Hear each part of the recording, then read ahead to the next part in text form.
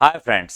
Tense की आज हमारी 5वीं क्लास में हम पढ़ेंगे जो प्रीवियस ईयर के क्वेश्चंस 2018 के हमारे हो गए थे। 2018 के क्वेश्चंस, 18 के प्री के क्वेश्चंस और मेंस के एग्जाम के क्वेश्चंस, एसएससी सीजीएल 2018, ठीक है ना, 2018 के जो आपके क्वेश्चंस हुए थे उन्हें हम कंप्लीट करेंगे, ठीक है ना। ओके, 18 के प्री और मेंस वाले क्वेश्चंस। ओके, जिन लोगों के क्लासरूम में टेंस टॉपिक कंप्लीट हो गया है, आई होप कि आप लोगों को अब इन क्वेश्चंस को करने में बड़ा मजा आ रहा होगा, ठीक है ना। और जिन लोगों ने अभी तक टॉपिक कंप्लीट नहीं किया है, एक बार वो टॉपिक को कंप्लीट करें, ठीक है ना। टेलीग्राम चैनल पे जाएं और वहां पर जो क्या है, जो नोट्स है, क्लासरूम नोट्स है, उन्हें आप जरूर पढ़ें एक बार और फिर इन वीडियोस को देखें, ठीक है। चलिए बढ़ते हैं अगले क्वेश्चंस की ओर। आज का देखो पहला क्वेश्चन क्या रहेगा और 2018 के क्वेश्चंस क्या थे, अब बात करते हैं, ठीक है। चलो, हमने क्वेश्चंस क्या लिए थे। 2021 के प्री के क्वेश्चंस हमारे हो चुके हैं, 2020 मेंस के क्वेश्चंस हमारे हो चुके हैं, उसके बाद में 19 प्री वाले क्वेश्चंस हमने कर लिए और 19 के मेंस के क्वेश्चंस भी हमने यहाँ पर कंप्लीट कर लिए हैं, ठीक है ना। ओके, 19 के मेंस के क्वेश्चंस हमारे यहाँ पर कंप्लीट हो गए थे। अब बारी है 2018 की, 2018 के प्री के एग्जाम के क्वेश्चंस की। देखते हैं क्या क्वेश्चंस है आपका। ओके चलो। Due to the cyclone Idai, vast areas of land have been flooded, roads destroyed, and communications disrupting in Zimbabwe and Mozambique. यहां एक बात देखो, समझें। Due to the cyclone Idai, cyclone Idai आया था, आपको पता है, ठीक है ना, जो उसने पूरे बहुत वास्ट एरिया के अंदर फ्लडेड ले आया। बहुत बड़े एरिया के अंदर क्या have been flooded, have been flooded मतलब बहुत बड़े एरिया में फ्लड आ गई, बहुत सारे एरिया में फ्लड है, वहां पे आ गई थी, बाढ़ की स्थिति बन गई थी, रोड्स काफी डिस्ट्रॉयड हो गई थी, सड़कें वहां पे बर्बाद हो गई थी, एंड कम्युनिकेशंस डिस्टर्ब, आपने डिस्टर्बिंग कर दिया इसने। अब आपको पता है यहां पर फ्लडेड कह दिया, हैव बीन फ्लडेड, आपने वर्ब की थर्ड फॉर्म, पास्ट वर्ब की थर्ड फॉर्म यूज करी, डेस्ट्रॉयड यहां पे वर्ब की थर्ड फॉर्म यूज करी, तो यहां पर भी डिस्टर्बिंग नहीं होगा, आपको कहना पड़ेगा क्या, डिसरप्टेड। क्या कहना पड़ेगा, डिसरप्टेड। ऑप्शन आपके कौन से वाले ऑप्शन में गलती है, ऑप्शन नंबर सेकंड में आपकी गलती है। यहां पर क्या गलती है, यहां पर जो लिखा हुआ वर्ड आपने डिस्टर्बिंग, ये वर्ब की आईएनजी वाली फॉर्म नहीं, बल्कि वर्ब की कौन सी वाली फॉर्म आनी चाहिए, डिसरप्टेड। आपको वर्ब की थर्ड फॉर्म कहनी पड़ेगी। जब आपके वर्ब कोलोकेशन बनाता है तो हैव बीन आपका इनमें कॉमन काम आ गया, have been flooded, destroyed and disrupted in Zimbabwe and Mozambique. Okay, इस सेंटेंस के अंदर था क्या, देखो एक बात समझे।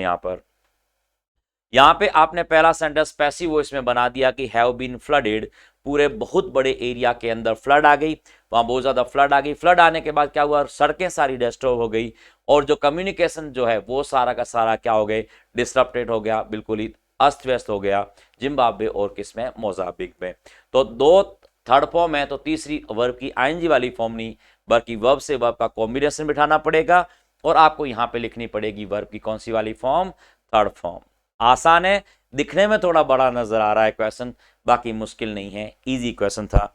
आपके सीक्वेंस ऑफ टेंस का आपका क्वेश्चन था, इजी क्वेश्चन और इजी आपका सेंटेंस था। बता क्या अगला देखो। टोरेंशियल रेंज, टोरेंशियल मतलब बहुत तेज तूफान, जैसे कैट्स एंड डॉग्स आपको ईडियम पड़ी हो तो बहुत मूसलाधार बारिश के अर्थ में इस्तेमाल होता है टोरेंशियल।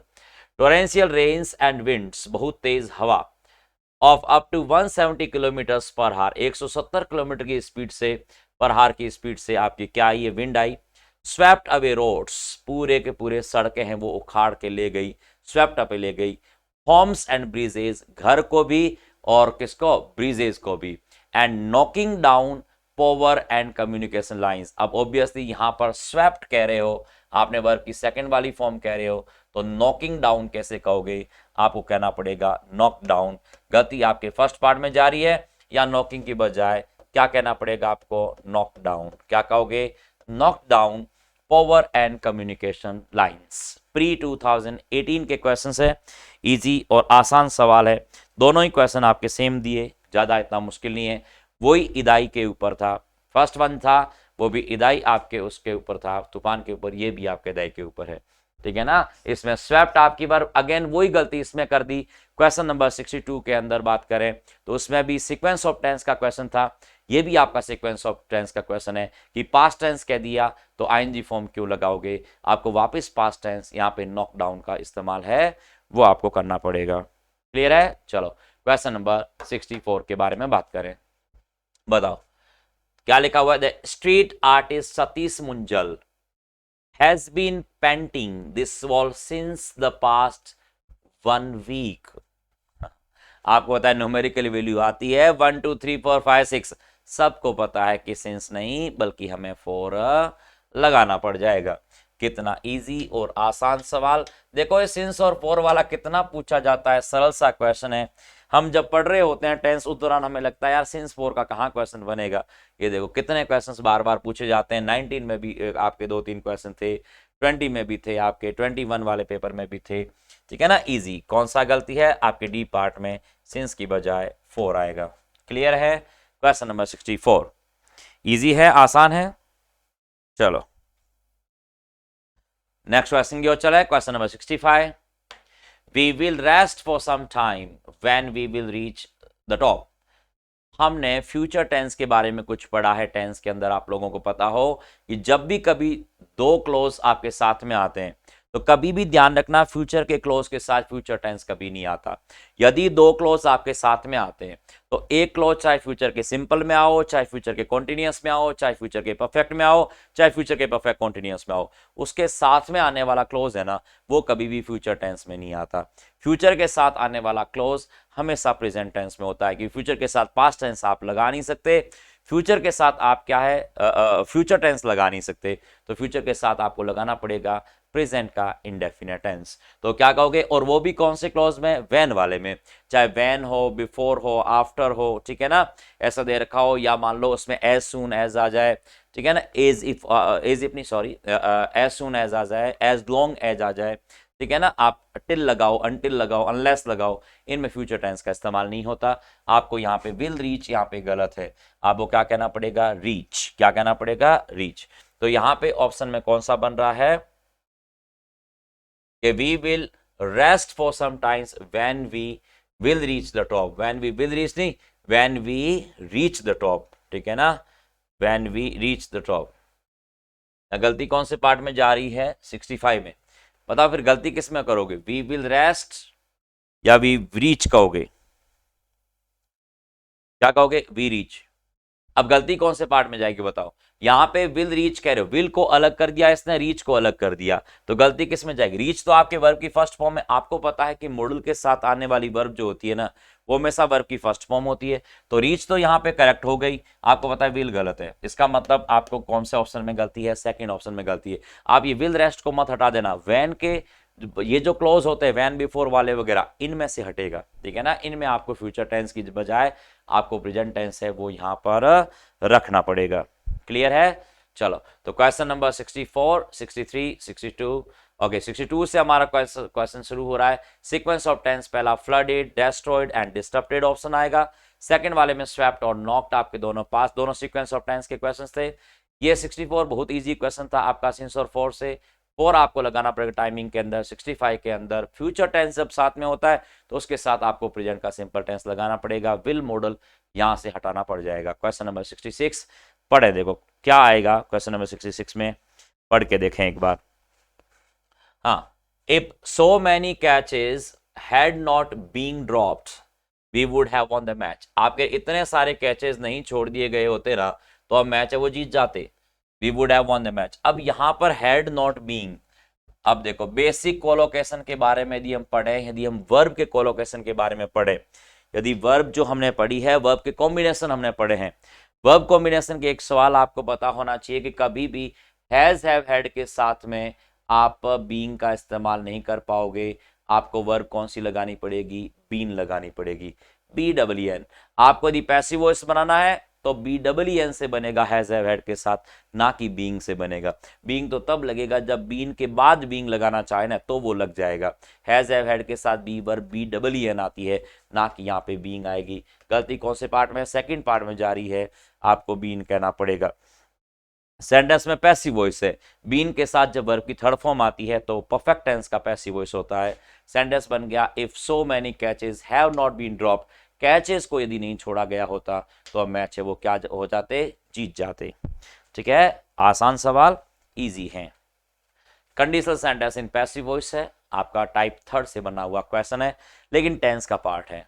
ओके, कि इस टेंस का पार्ट इसमें यह बन गया कि यहां पर हैड के बाद में बीइंग आपने अनावश्यक रूप से लिख दिया, बीइंग नहीं बल्कि आपको BEEN वर्ब लगानी पड़ेगी, तब जाके आपका सेंटेंस है बिल्कुल अप्रोप्रिएट बैठेगा।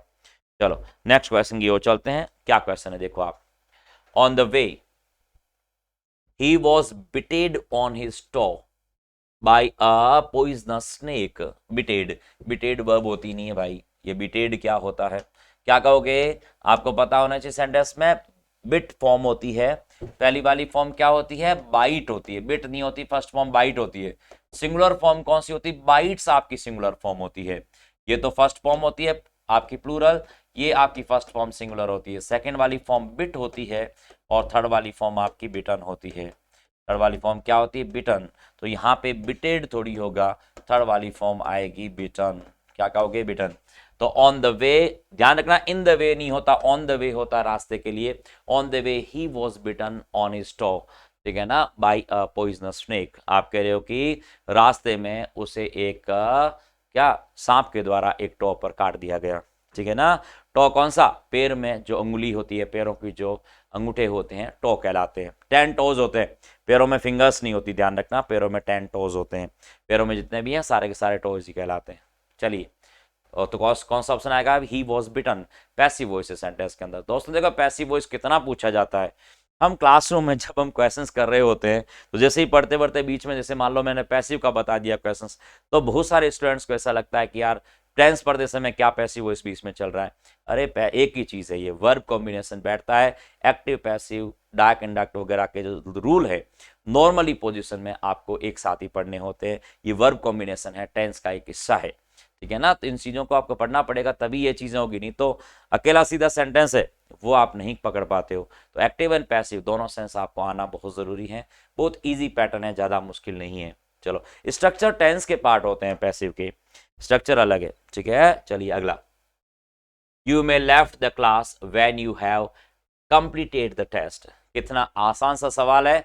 आपको पता होना चाहिए कि मॉडल के साथ आने वाली वर्ब सेकंड फॉर्म कैसे होगी। मॉडल के साथ आने वाली वर्ब हमेशा फर्स्ट फॉर्म होती है। ऑप्शन डी गलत है। या लेफ्ट कैसे होगा, आपको करना पड़ेगा लीव। क्या करना पड़ेगा, लीव, ठीक है ना। तो मॉडल के साथ आने वाली वर्ब सेकंड फॉर्म नहीं, मॉडल के साथ वर्ब की कौन सी वाली फॉर्म आएगी दोस्तों, फर्स्ट फॉर्म। कौन सी फॉर्म है, फर्स्ट फॉर्म का इस्तेमाल आपको यहां पे करना पड़ेगा।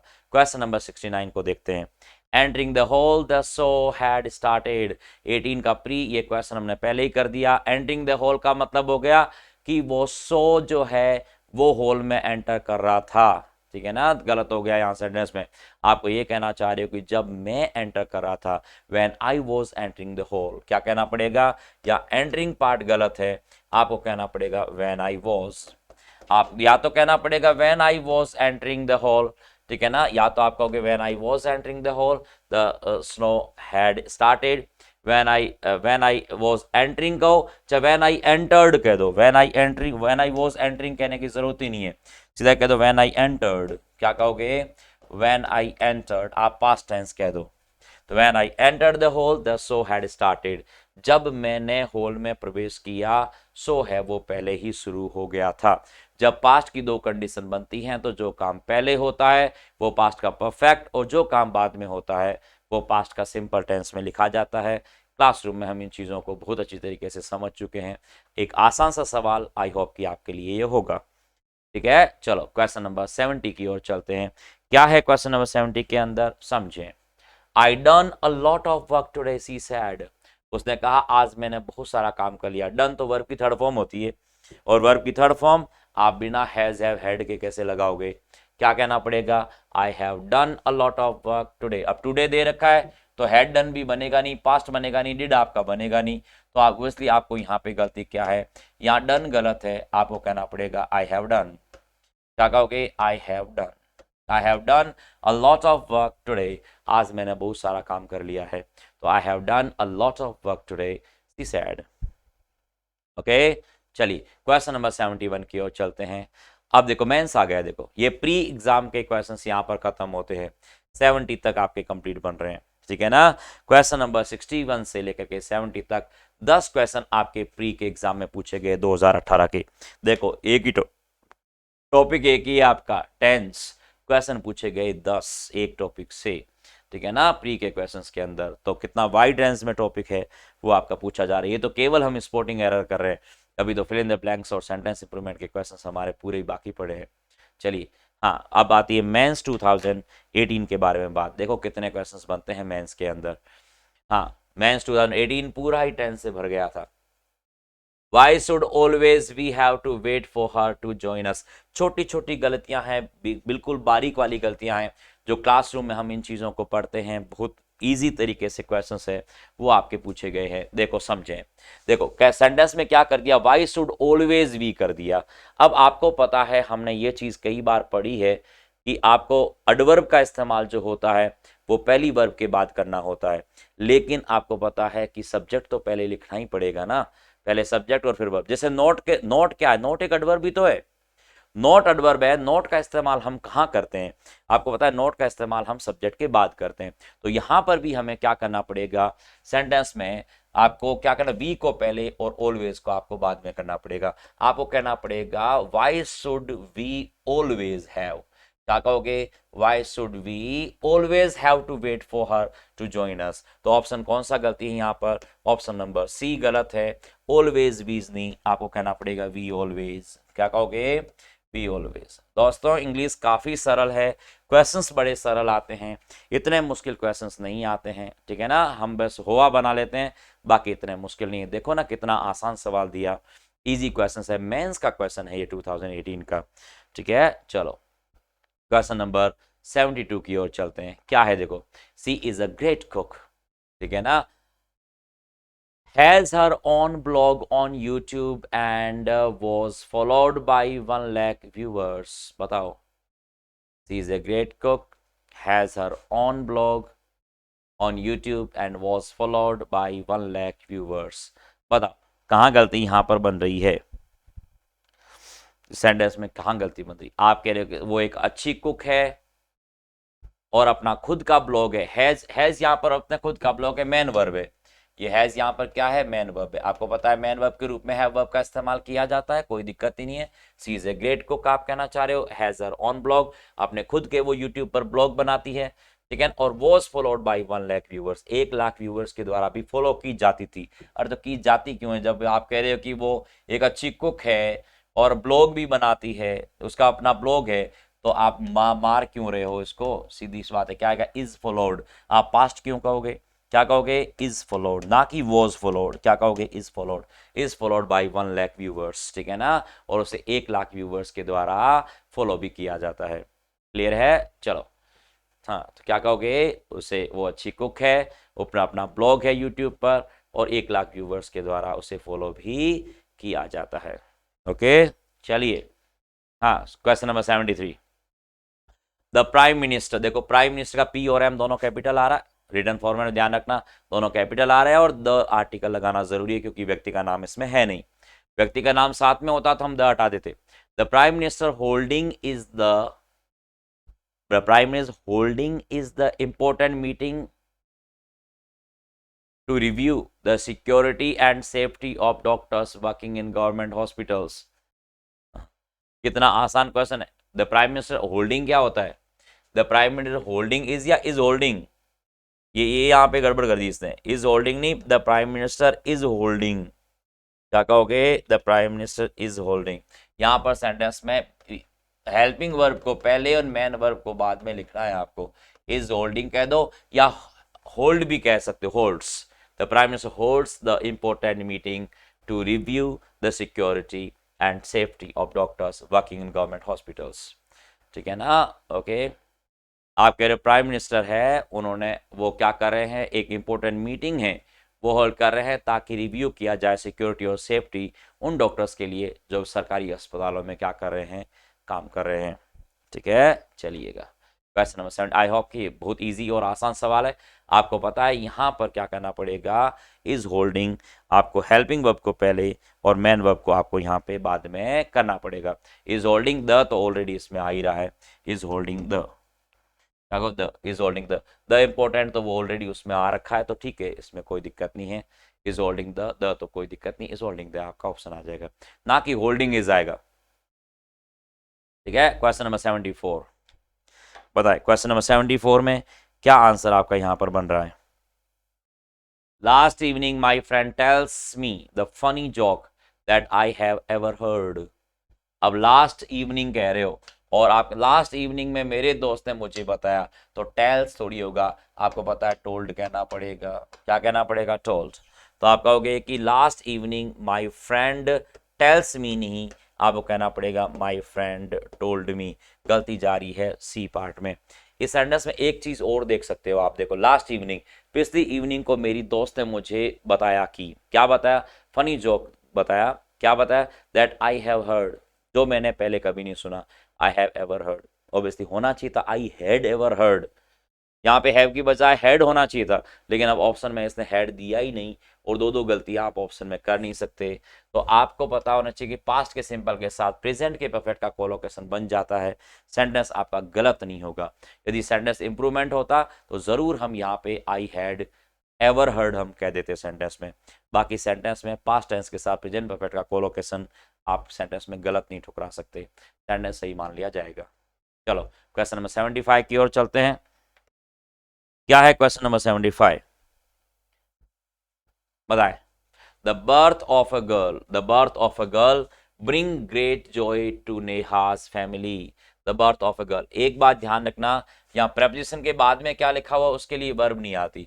प्रेपोजिशन के बाद पहले क्या लिखा हुआ है, बर्थ, और बर्थ के लिए वर्ब आएगी, तो ब्रिंग कैसे लगाओगे। ब्रिंग तो आपकी वर्ब की प्लूरल फॉर्म है, आपको वो लगानी पड़ेगी सिंगुलर फॉर्म। क्या लगाना पड़ेगा, ब्रिंग्स। क्या कहोगे, ब्रिंग्स। तो the birth of a girl brings great joy to Neha's family. ठीक है ना, एक लड़की के जन्म है, उसने नेहा की फैमिली को खुशियों से भर दिया। ठीक है ना, ग्रेट जॉय। तो the birth of a girl brings great joy to Neha's family. ठीक है, चलिए हाँ, क्वेश्चन नंबर 76 बताया क्या होना चाहिए। I am really bored of this movie, आप कह रहे हो कि मैं इस वाली मूवी से बोर हो गया हूं। फिर व्हेन वॉज इट एंड, अरे वो व्हेन वॉज इन, आप तो अब की कह रहे हो कि मैं इस मूवी से बोर हो गया हूं, और आप कह रहे कब खत्म हुई थी। और जब खत्म हुई थी तो आप बोर क्यों हो रहे हो। आप ये नहीं कहना चाह रहे हो when was it it and, नहीं कहोगे व्हेन विल इट एंड। यहाँ पे व्हेन वॉज की बजाय आपको कहना पड़ेगा व्हेन विल इट एंड। आपको सेंटेंस में ये कहना पड़ेगा, ये गलत है, व्हेन वॉज इट एंड की जगह लिखना पड़ेगा व्हेन विल इट एंड। क्या कहोगे, व्हेन विल इट एंड। ये खत्म कब होगी भाई, व्हेन विल इट एंड। क्या कहोगे, व्हेन विल इट एंड। ठीक है, ऑप्शन नंबर डी में आपकी प्रॉब्लम है। डी में क्या गलती है, व्हेन वॉज की जगह व्हेन विल आएगा, व्हेन विल इट एंड। ठीक है ना, आप कह रहे हो कि मैं वाकई में इस मूवी से बोर हो गया हूं, ये खत्म कब होगी भाई। ठीक है ना, तो when will it and. Clear है। चलो अगले क्वेश्चन की ओर चलते हैं। क्वेश्चन नंबर 77, कितने सारे क्वेश्चंस पूछे गए हैं, देखो यहाँ पे समझें। I am going to the airport to receive my friend, I am going to the airport to receive, कितना आसान सवाल है। आपको पता है कि टू के साथ आने वाली वर्ब कभी भी सिंगुलर नहीं होती, टू के साथ आने वाली वर्ब हमेशा प्लूरल होती है। तो टू रिसीव्स यहाँ पर गलत है, आपको कहना पड़ेगा टू रिसीव। क्या कहोगे, टू रिसीव। टू के साथ आने वाली वर्ब सिंगुलर नहीं होती, टू के साथ आने वाली वर्ब हमेशा प्लूरल होती है। तो आपको पता है टू के साथ ना तो सिंगुलर फॉर्म आती है ना आपकी सेकंड फॉर्म आती है, टू के साथ आने वाली फॉर्म हमेशा वर्ब की फर्स्ट फॉर्म होती है। तो I am going to the airport to receive my friend.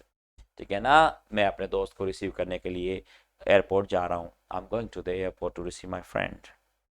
ठीक है, बहुत ही ईजी और एक आसान सा सवाल आपके सामने यहाँ पर आ गया। I use to going, I use to going, देखो हमने दो रूल पढ़े थे। आपको पता होना चाहिए कि यदि मान लो आपका यूज टू आ रहा है तो यूज टू के साथ तो वर्ब की फर्स्ट फॉर्म आएगी, लेकिन यदि आपने इज एम आर लिख दिया, is am are was verb के बाद में यदि आपने यूज टू लिख दिया तो आपको वर्ब की आईएनजी वाली फॉर्म लिखनी है। याद करें इन दोनों रूल को। यूज टू का मतलब आई यूज टू गो, मतलब मैं पहले जाया करता था अब वहां नहीं जाता। I am use to going का मतलब है मुझे वहां जाने की बहुत बुरी आदत पड़ चुकी है, ये कहना चाह रहा है। तो अब इस सेंटेंस में यूज के पहले कहीं कोई आपने is am are was verb कहीं दिख रहा है क्या? अब इज एम आर ऑप्शन में इसमें है ही नहीं, तो यूज टू के बाद में जो गोइंग कह रहे हो ये गलत है। आपको कहना पड़ेगा आई यूज टू गो। क्या कहना पड़ेगा? I use to go. Option में आएगा आई यूज्ड टू गो, ठीक है ना। I am used to going कहोगे तो व्हेन आई वॉज नहीं आ पाएगा। इस सेंटेंस में लिखा हुआ है I used to going for a morning walk when I was living in Dehradun. आपके जब मैं देहरादून में रह रहा था ना, उस दौरान मुझे मॉर्निंग वॉक पे जाने की आदत लग गई थी। तो आपको कहना पड़ेगा I used to go for a morning walk, ना कि आई यूज्ड टू गोइंग। क्या कहोगे? I used to go for a morning walk. गलती आपके डी पार्ट में है, ठीक है ना। तो I used to go for a morning walk, ठीक है ना, when I was living in Dehradun. जब मैं देहरादून के अंदर रह रहा था तो मुझे मॉर्निंग वॉक जाने की आदत लग गई थी, उस दौरान मुझे आदत थी ये, ठीक है ना। चलिए क्वेश्चन नंबर 79 की ओर चलते हैं। What shall we do on ourselves this evening? What shall we do on ourselves? फालतू नहीं लिखा हुआ क्या? सीधा ही कह दोगे क्या? What shall we do this evening? What shall we do this evening? ये पूरा का पूरा गलत है, कोई मतलब नहीं इस ऑप्शंस का। ऑप्शन नंबर आपका बी बनेगा। सीधा ही कह दो What shall we do this evening? इस शाम हम क्या करेंगे? What shall we do this evening? On ourselves फालतू लिख दिया आपने, कोई मतलब नहीं है इस सेंटेंस में फालतू आपको डिस्टर्ब करने के लिए on ourselves यहाँ पर दे दिया, पूरा का पूरा कटेगा। सीधा आपको कहना पड़ेगा क्या?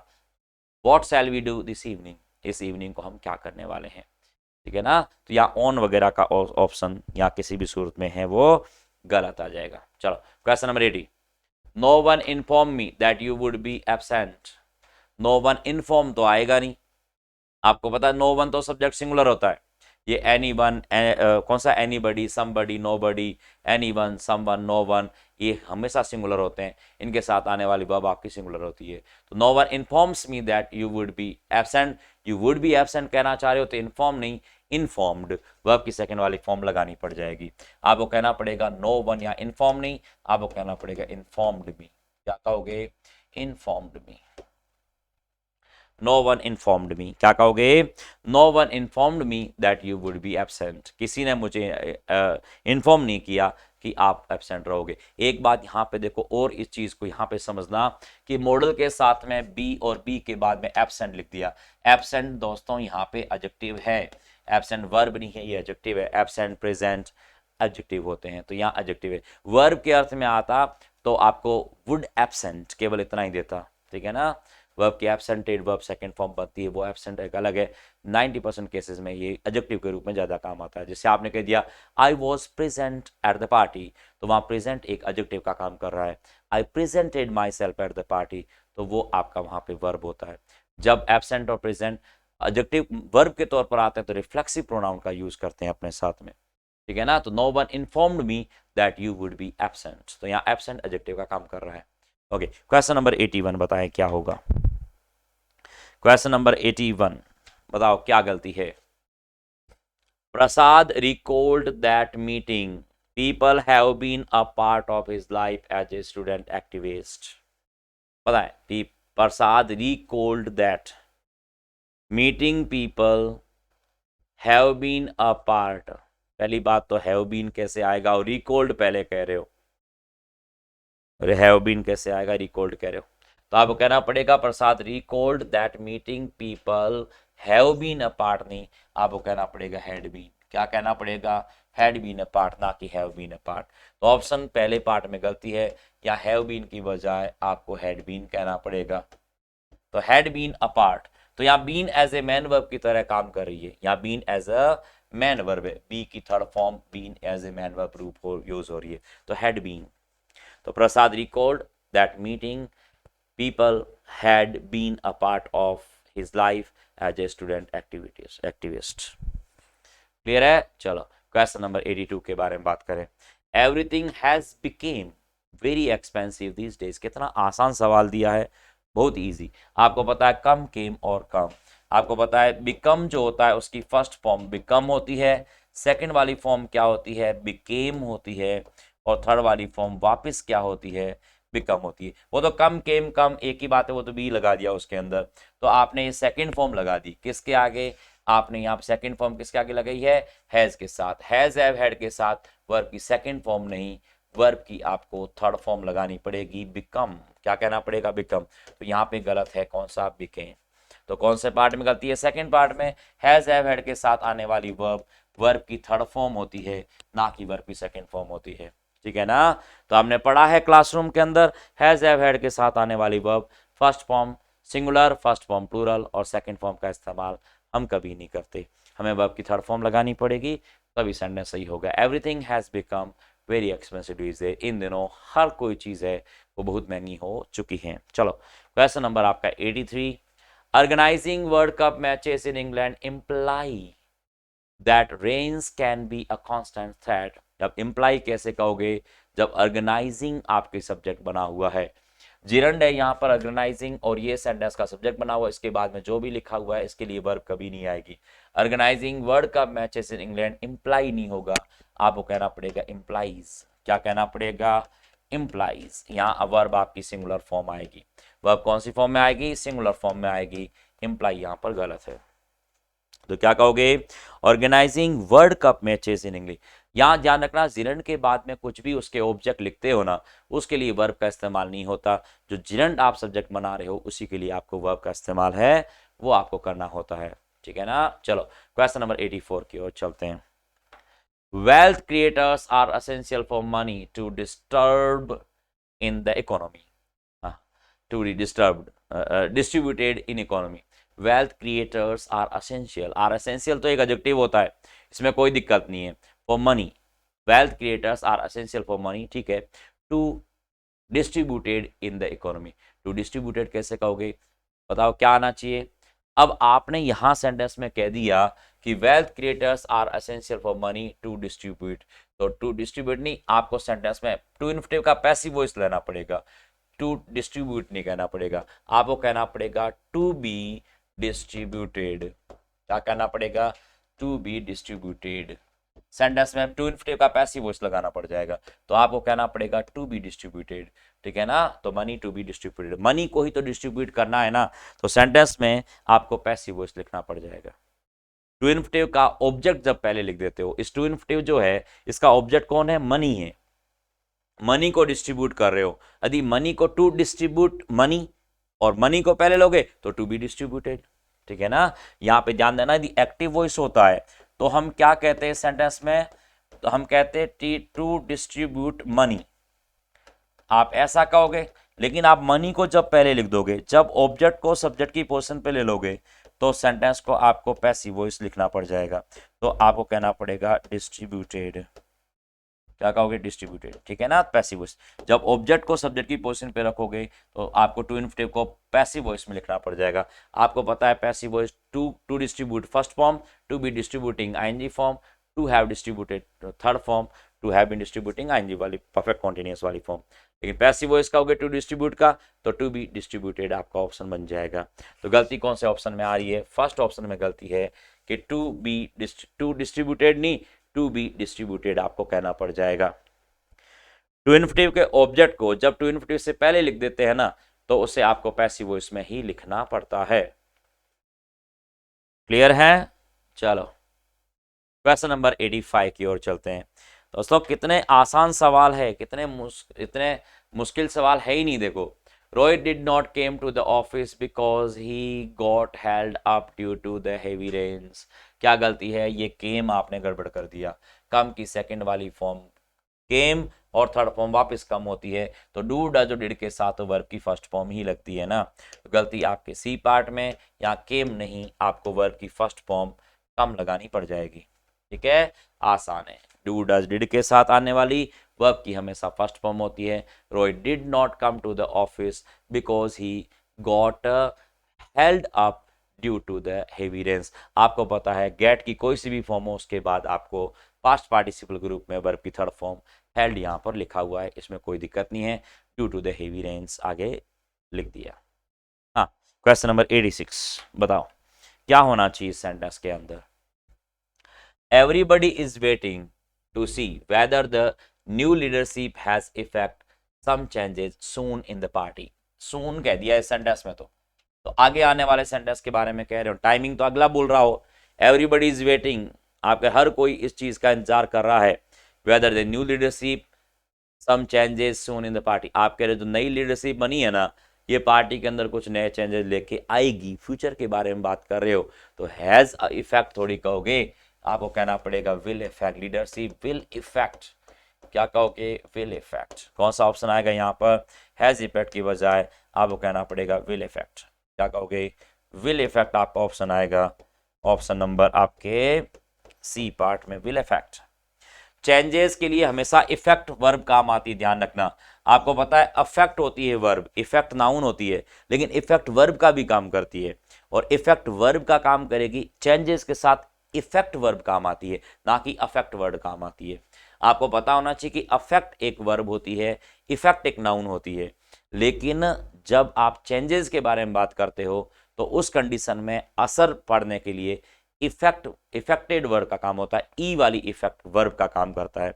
डिक्शनरी में अच्छी तरीके से अफेक्ट और इफेक्ट को, इफेक्ट एज ए वर्ब कैसे यूज होती है, अच्छी तरीके से उसको थोड़ा पढ़िएगा आप लोग, ठीक है ना। तो इफेक्ट एज ए वर्ब की तरह यहाँ काम आ रही है चेंजेस में, ठीक है ना। तो ये आपका एक अच्छा क्वेश्चन है, यदि मान लो आपसे ये कहा जाए कि इफेक्ट आपको पता है नाउन के अर्थ में आता है, और अफेक्ट जो होता है, ए वाला अफेक्ट होता है, वो वर्ब होती है, लेकिन इफेक्ट भी वर्ब होती है, तो उसके सेंटेंसेस यदि आपसे पूछे तो ये सेंटेंस आपका बन जाएगा चेंजेस वाला। चेंजेस के साथ में इफेक्ट वर्ड का इस्तेमाल है वो किया जाता है एज ए वर्ब की तरह, ठीक है ना, तो विल इफेक्ट आएगा। तो everybody is waiting to see whether the new leadership will effect some changes soon in the party, ठीक है। चलो क्वेश्चन नंबर आपका 87 बताएं क्या होना चाहिए, क्वेश्चन नंबर 87 में क्या होना चाहिए। He switched on the TV to listening to the speech of the PM on the Independence Day। यहाँ पे ध्यान देना, he switched on the TV, switch के बाद on आता है, TV से पहले the ऑप्शनल है, to listening कैसे कहोगे, क्या कहना पड़ेगा, to के साथ listen, वर्ब की first form, to listen to, listen, और लिसन के बाद टू आता ही है, लिसन टू, लिसन के बाद क्या आता है, टू आता है, तो यहाँ पे टू लिसनिंग की बजाय टू लिसन आएगा, टू के साथ वर्ब की आईएनजी वाली फॉर्म नहीं, वर्ब की फर्स्ट फॉर्म लेनी पड़ जाएगी।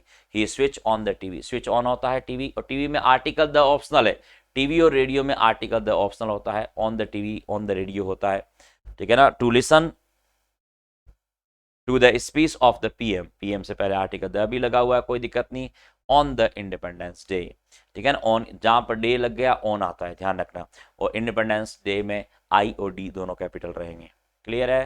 चलो अगले क्वेश्चन की ओर चलते हैं, टू लिसनिंग की बजाय यहाँ पे क्या आएगा, टू लिसन आएगा। हाँ, क्वेश्चन नंबर 88 देखो क्या है, it's be sad that in 2019 the Indian stock market will fall drastically and we can expect that fall very soon। बहुत इजी है, वर्ब कॉम्बिनेशन यदि आपने देखा है तो बहुत आसान है, आपको पता है इज एम आर वोजवर के साथ बी किसी भी सूरत में नहीं आता, इज एम आर वोजवर के साथ में बी कभी भी नहीं आता, ठीक है ना। इज एम आर वोजवर के साथ में बीइंग प्लस हर फॉर्म जरूर कॉन्टिन्यूअस टेंस बना देती है, लेकिन बी का कोई सैड नहीं, या तो कहेंगे इट्स बीइंग सैड या कहोगे इट्स सैड, ठीक है ना।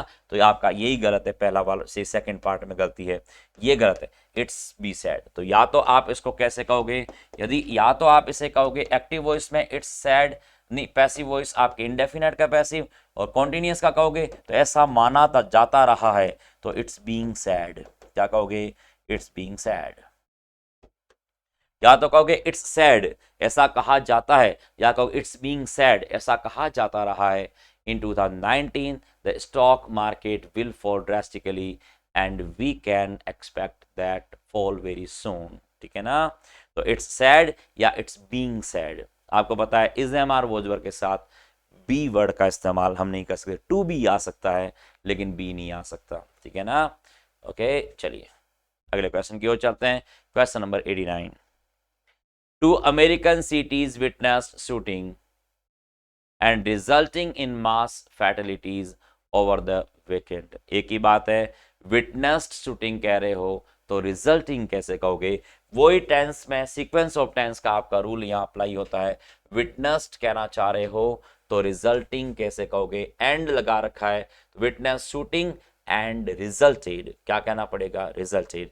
यहाँ रिजल्टिंग नहीं आएगा, ऑप्शन यहाँ पे कहना पड़ेगा रिजल्टेड। क्या कहोगे? रिजल्टेड, है ना। तो यहाँ थर्ड फॉर्म विटनेस जब थर्ड फॉर्म कह रहे हो, सेकेंड फॉर्म कह रहे हो तो रिजल्टेड भी आपको सेकेंड फॉर्म कहना पड़ेगा। तो विटनेस के बाद में तो शूटिंग लिख दिया आपने, वो शूटिंग वहाँ पे वर्ड लगा दिया ऑब्जेक्ट के रूप में विटनेस का, लेकिन आगे रिजल्टेड इन मास फैटेलिटीज आपको कहना पड़ेगा। क्या कहना पड़ेगा यहाँ पर? रिजल्टेड। क्या कहोगे? रिजल्टेड। चलिए क्वेश्चन नंबर 90 की ओर चलते हैं। देखो मेंस 2018 की बात करें, कितने सारे टेंस के क्वेश्चंस पूछे हैं।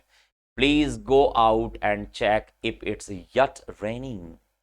यट आपको पता है, हमने पढ़ा है कि प्रेजेंट परफेक्ट टेंस में आता है, और प्रेजेंट परफेक्ट टेंस में और नेगेटिव सेंटेंस बताने के काम आता है। यट होता है अभी तक, और स्टिल होता है अभी भी। Please go out and check if it's still raining, क्या अभी भी बारिश हो रही है? इफ इट स्टिल रेनिंग, ना कि यहां पर यट रेनिंग कहोगे। क्या कहोगे? स्टिल। स्टिल होता है अभी भी, यट होता है अभी तक, तो क्या कहना पड़ेगा? Still raining. क्या कहोगे? Still raining. ठीक है। प्लीज गो आउट, कृपया बाहर जाइए और चेक करिए क्या क्या कि अब बारिश, अभी भी बारिश हो रही है क्या? तो क्या कहोगे? If it's still raining. Still होता है अभी भी, यट होता है अभी तक, तो अभी तक बारिश हो रही है ये नहीं कहो, अभी भी बारिश हो रही है क्या? प्रेजेंट कॉन्टिन्यूअस और इंडेफिनिट टेंस में स्टिल लगता है, यट आता है परफेक्ट टेंस में, नेगेटिव वाले सेंटेंस में, पॉजिटिव वाले में भी सो फार लगाना पड़ जाता है। चलो क्वेश्चन नंबर 91 की ओर चलते हैं, बताओ क्या होगा।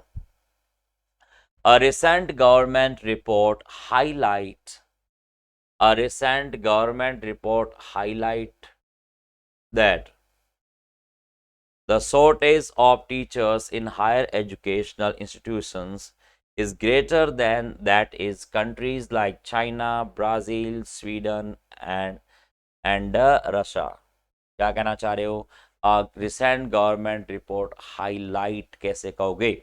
यदि रिपोर्ट आपने सेंटेंस का सब्जेक्ट सिंगुलर लिया है तो वर्ब आपकी प्लूरल कैसे होगा? ठीक है ना। आपके रिसेंट की बात करो, अभी हाल ही में आई है, तो हाईलाइट नहीं, हैज हाईलाइटेड। क्या कहोगे? प्रेजेंट परफेक्ट टेंस आएगा, रिसेंट कहना चाह रहे हो, हाल ही में सरकार ने एक रिपोर्ट में ये हाईलाइट किया है कि, तो हैज हाईलाइटेड। क्या कहोगे? रिपोर्ट हैज हाईलाइटेड, पहले वाले ऑप्शन में, तो report has highlighted, has highlighted, present perfect tense आएगा।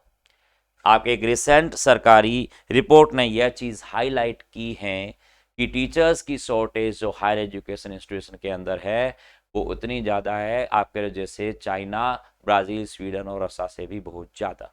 ठीक है ना, ये कहना चाह रहे हो। प्रेजेंट परफेक्ट टेंस आएगा, रिसेंट गवर्नमेंट के बारे में बात कर रहे हो, हाल ही में आई हुई रिपोर्ट के अंदर ये कहा गया है कि, ये हाईलाइट किया गया है कि, तो प्रेजेंट परफेक्ट टेंस आपका आएगा। Their house aren't very big but their garden is, कितना इजी क्वेश्चन आपका बना दिया।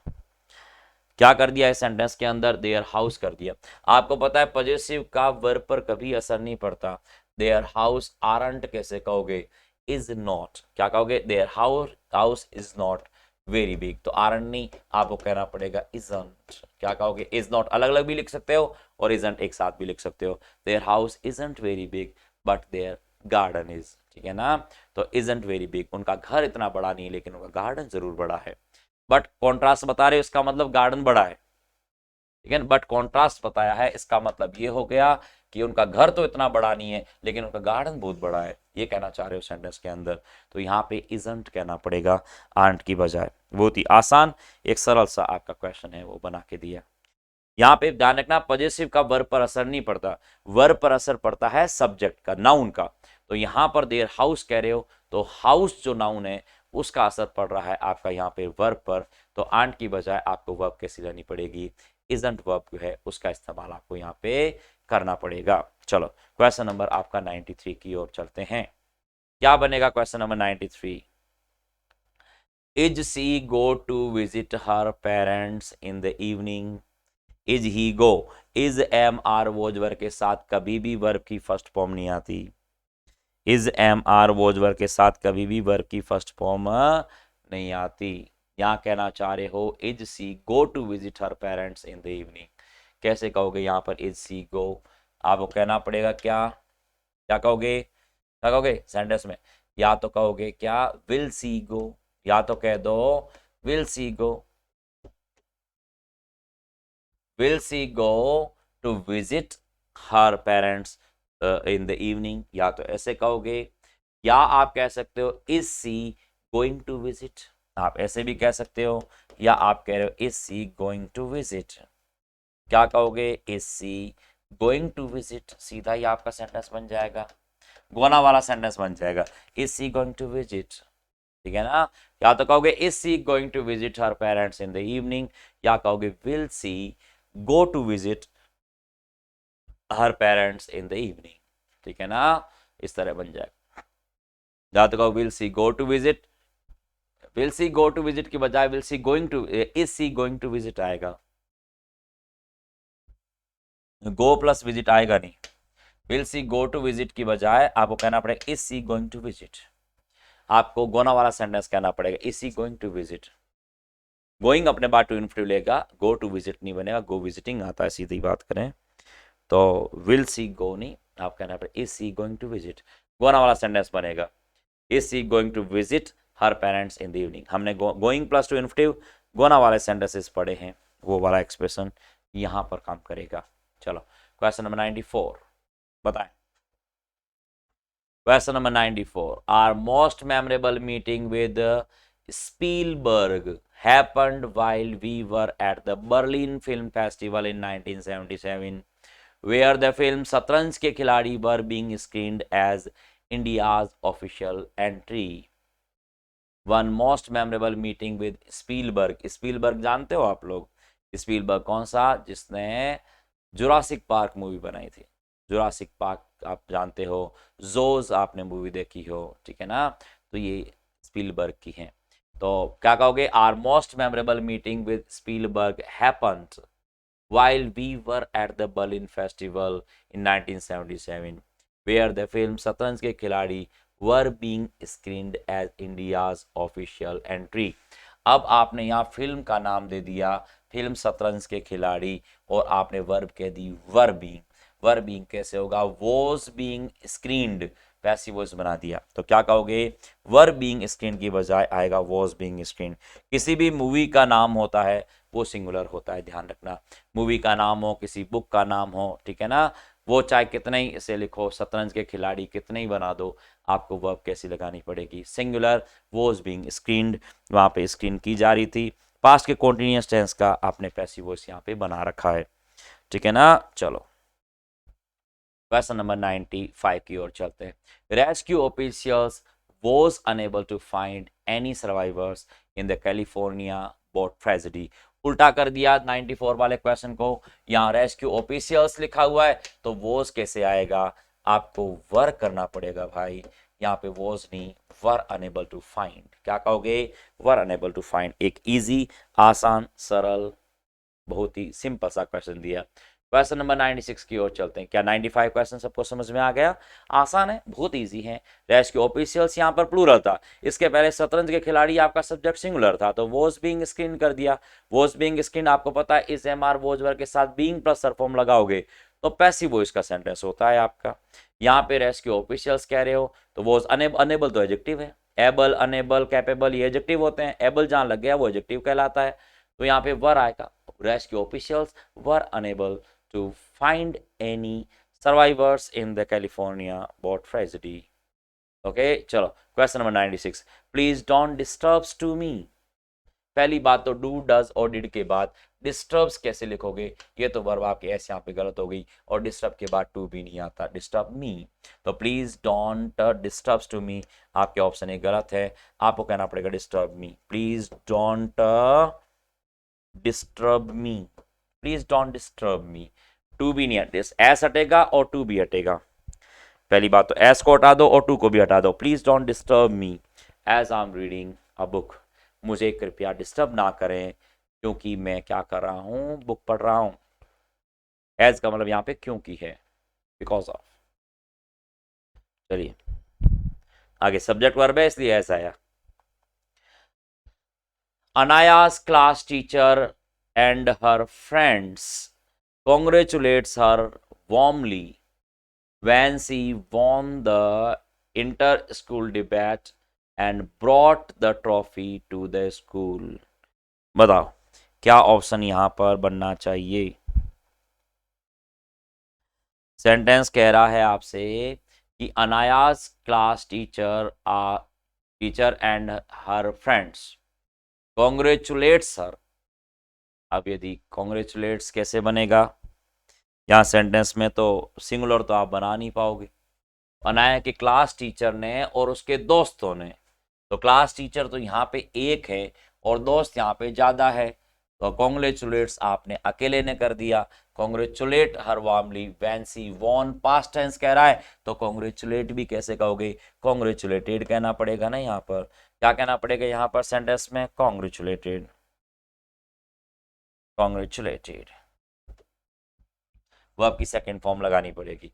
तो आप कहना पड़ेगा अनायास class teacher and her friends. यहाँ क्लास टीचर अलग है, देखो ऐसे होता अनायास क्लास टीचर एंड फ्रेंड, तो वो क्लास टीचर और फ्रेंड एक ही व्यक्ति हो जाते, तो वहां कॉन्ग्रेचुलेटेड, फिर भी टेंस तो पास लगाना ही पड़ता, कॉन्ग्रेचुलेटेड तो हमें करना ही पड़ता। तो अनायास class teacher and her friends congratulated her warmly when she won the inter school debate and brought the trophy to school। ठीक है ना, इंटर कंपटीशन है वो जीत गई और स्कूल के लिए ट्रॉफी लेके आई थी, इसलिए उसने उनको बधाई दी है ना। ओके, वार्मली यहाँ पर गर्म जोशी से स्वागत करने के अर्थ में कहना चाह रहे हो, गर्म जोशी से स्वागत किया warmly. Okay, question number 98। Some of us are plan to go for a movie tonight। Some of us are plan, देख लो अब सेंटेंस को, इज एम आर के साथ आपने वर्ब की फर्स्ट फॉर्म कैसे लगा दी। Is am are was verb के साथ वर्ब की फर्स्ट फॉर्म नहीं, वर्ब की आईएनजी फॉर्म लगती है दोस्तों। क्या कहोगे, some of us are planning, some of are planning, क्या कहोगे, प्लानिंग आएगा। तो ऑब्वियसली क्या गलती है, डी में, तो some one of are planning to go, क्या कहना पड़ेगा, are planning to go, are planning to go. ठीक है ना, तो प्लान के बाद टू इन्फिनिटिव वैसे भी आता है, प्लान के बाद आप टू इन्फिनिटिव लगाते ही हो, और प्लानिंग में प्लान में ए आ रहा है तो एन डबल कर ही लेंगे, तो प्लानिंग टू गो। तो क्या कहोगे, some of us are planning to go for a movie tonight. ठीक है ना, तो go for a movie tonight आप सेंटेंस में बना दिया। क्लियर है, ठीक है, सम आ रहा है तो आर ही कहना पड़ेगा, तो some of us are planning to go for a movie tonight. Clear है, चलिए ओके, अब आगे क्वेश्चन नंबर प्री 2017 के, तो मेंस 2018 यहां पर कंप्लीट होता है। तो देखो मेंस में कितने सारे क्वेश्चंस पूछे गए हैं, 3 पेपर हुए थे और 3 पेपर के अंदर कितने सारे क्वेश्चंस बना दिए। देखो मेंस के क्वेश्चंस 98 तक देखा जाए तो क्वेश्चन बना दिए इसने मेंस के, क्वेश्चन नंबर मेंस के स्टार्ट कर दिए इसने 70 से, मेंस 71 से क्वेश्चन स्टार्ट हो रहे हैं, 71 से लेकर के 98 तक क्वेश्चंस दिए हैं, देख लो। ठीक है ना, ओके, 80 90 98 कितने क्वेश्चंस दे दिए, 20 और 28 क्वेश्चंस दे दिए, देख लो। और कितने क्वेश्चन दे दिए, 28 क्वेश्चन आपको बना के दे दिए।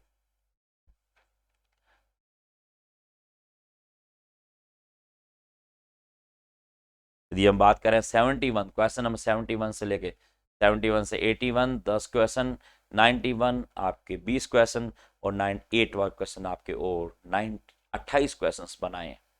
आप सोच सकते हो टेंस टॉपिक से मेंस 2018 में 28 क्वेश्चन सिर्फ स्पोर्टिंग एरर के हैं। आप ये बात समझो, तो टेंस कितना वाइड रेंज में पूछ रहा है। ठीक है ना, 3 पेपर के टोटल जो क्वेश्चंस बने आपके, ठीक है ना, 28 क्वेश्चन बने, 20 क्वेश्चन आपके पहले पेपर में, 20 20 और 20 60 क्वेश्चन टोटल आए। उन 60 क्वेश्चन में से 28 क्वेश्चन केवल एक टॉपिक टेंस के टॉपिक से पूछ लिए। कितना वाइड रेंज में पूछा गया टॉपिक 2018 में मेंस के अंदर, ठीक है ना। आई होप कि आपको ये क्वेश्चंस है वो अच्छी तरीके से समझ में आ गए होंगे, ठीक है ना। ओके